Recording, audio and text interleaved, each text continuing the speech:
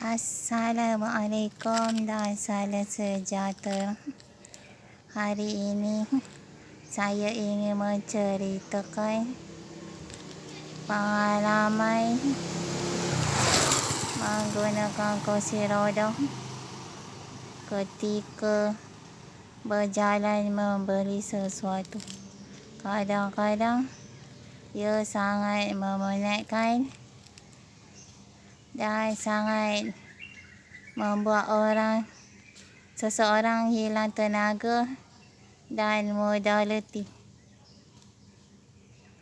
Kerana bila kita menggunakan kursi roda, kita memerlukan tenaga yang banyak kerana ada setengah dibantu, ada setengah menggunakan tenaga sendiri.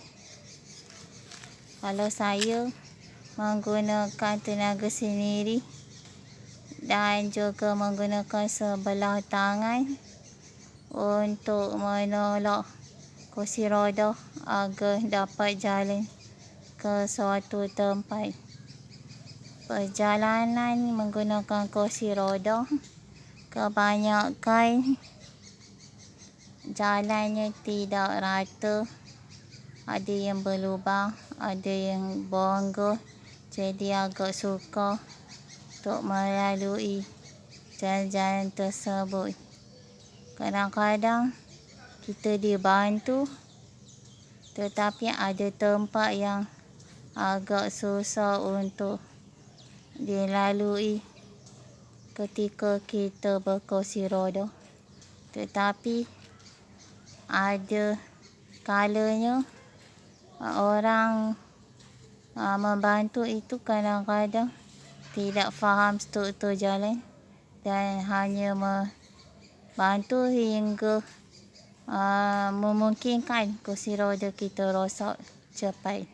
Kadang kita tidak memilih mengharap bantuan orang membantu kerana kita ingin menjaga kursi roda agar tahan lama dan tidak cepat rosak. Kerana kita kebanyakan bukannya mampu membeli sebiji kursi roda, tetapi bagi orang lain mudah mendapatkan dan memilikinya, dan juga senang merosakkannya.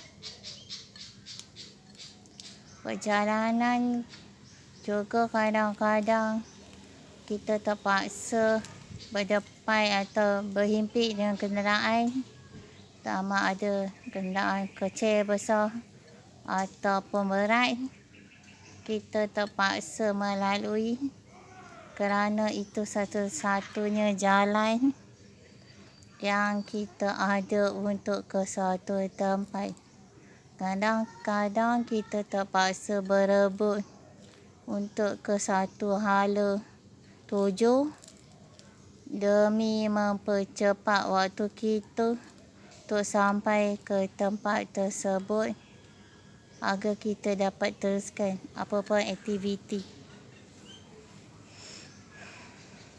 Kadang-kadang bila kita menggunakan kursi roda, kita memerlukan masa untuk sampai dan memerlukan kudrat yang lebih.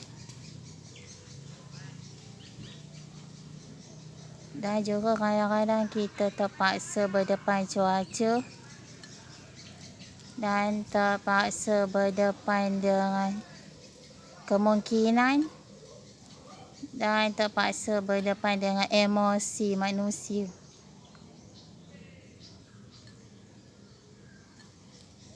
Kadang-kadang orang yang memahati kita ketika kita berkursi roda mudah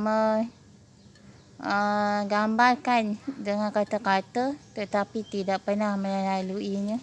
Bila mereka diberi peluang melaluinya, mungkin mereka akan sedar apa yang mereka cakapkan dan mereka akan insaf atas apa yang mereka ucapkan.